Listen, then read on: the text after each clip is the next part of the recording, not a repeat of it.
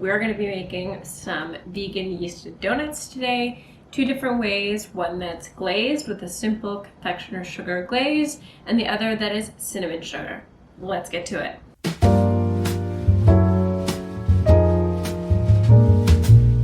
Hey everybody, welcome back. Let's make the dough. So I made this dough in a KitchenAid. It makes your life a lot easier. With the mixing attachment, we're going to add 4 tablespoons of room temperature vegan butter, and we want to gently start to cream it together. Now add half a cup of vegan cane sugar, making sure that it is vegan. Not all brands are vegan because some of the processing uses animal blood. Interesting fact. Now add 80 grams of sourdough starter. You can use discard here as well. And 1 teaspoon of vanilla extract. In addition to 355 grams of warmed soy milk, approximately at like 90 degrees Fahrenheit. Now, once it's nice and creamed together, we're going to add 300 grams of all-purpose flour in addition to 200 grams of bread flour. I love a little bread flour. It makes them nice and chewy for the donuts. Add a teaspoon of ground cinnamon, in addition to some fresh shaved nutmeg, which really adds that classic donut flavor, and 5 grams of salt for a nice balance of seasonings.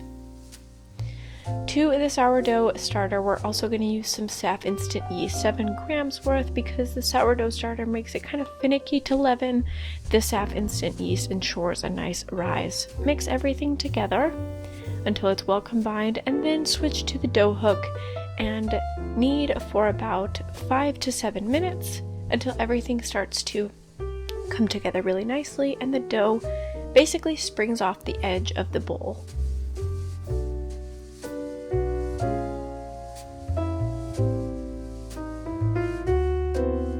Now take it out of the bowl, give it a quick knead with your hands. This is totally optional. I just like to do this to get a good sense of how the dough is doing. It should be super nice and elastic, really beautiful, really supple.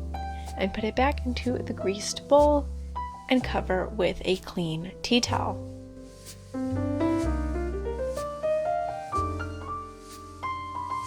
This dough can chill overnight in the refrigerator, or you can wait for it to leaven for an hour and a half and then let it prove entirely.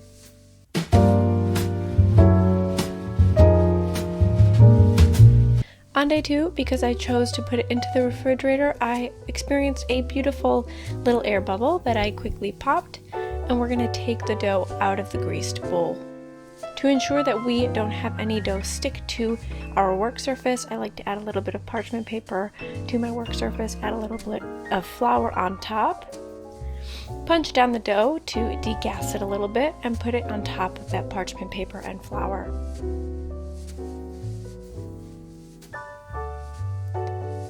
Now we're going to add just a little bit more of that flour and some more parchment paper. This just makes it really easy for you to roll out your donuts. You don't have to technically put it between 2 individual pieces of parchment paper. This just makes your life super duper easy.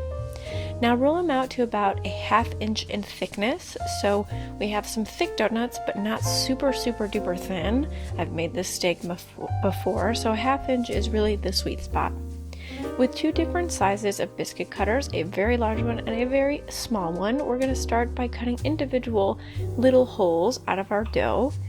First with the large circle and then eventually with the small circle. The small circle will create the holes in the donuts, but also really nice little donut holes that we can easily fry and season with, cinnamon sugar or top with glaze, and also enjoy as a nice little treat.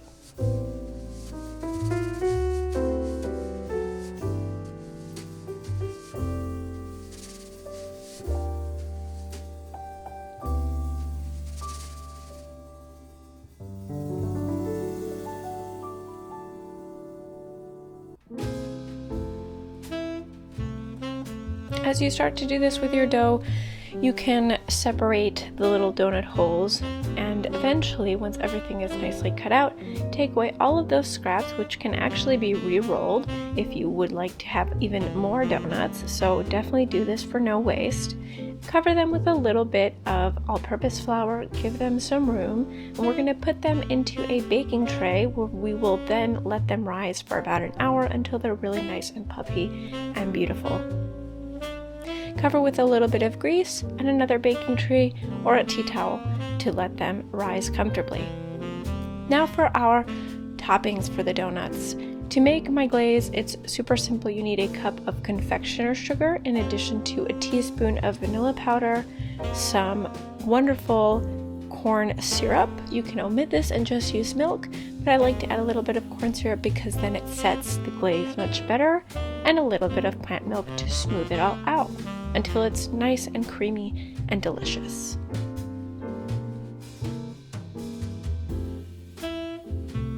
For the second seasoning, all you need are two very simple ingredients, cinnamon and sugar. I used about a 1/4 cup worth of sugar and about a teaspoon and a half of cinnamon mixed together and set aside. Now back to the donuts. Preheat your deep fryer or a large Dutch oven with oil to 375 degrees Fahrenheit, and you'll know when this is totally nice and hot when you can drop in a little donut hole and it starts to fry. Once it's ready, you can start adding your donuts.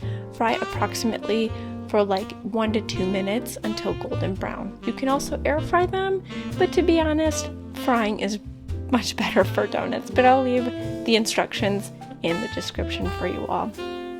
Once your donuts are really nice and golden brown, I will leave the timing for them in the description with the recipe for ease and comfort of mind, but typically I tend to go with color because this just makes it much easier. You can set them aside for about 30 seconds or so after frying, but you want them to be nice and hot as you dip them into the individual coatings, the glaze, and the cinnamon sugar. Here I show you how to do it with the cinnamon or with the glaze, but you will do the same exact process with cinnamon sugar. Rule of thumb, the cinnamon sugar does tend to get a little bit clumpy, so be sure to refresh it throughout your process. And there you have it. There you have some wonderful and delicious vegan donuts that you can enjoy on the weekend for yourself, with some friends, and even enjoy some baked ones, which I will have to work on for the future so I can make a really nice vegan baked donut. If you like this content, guys, be sure to subscribe and see you next week.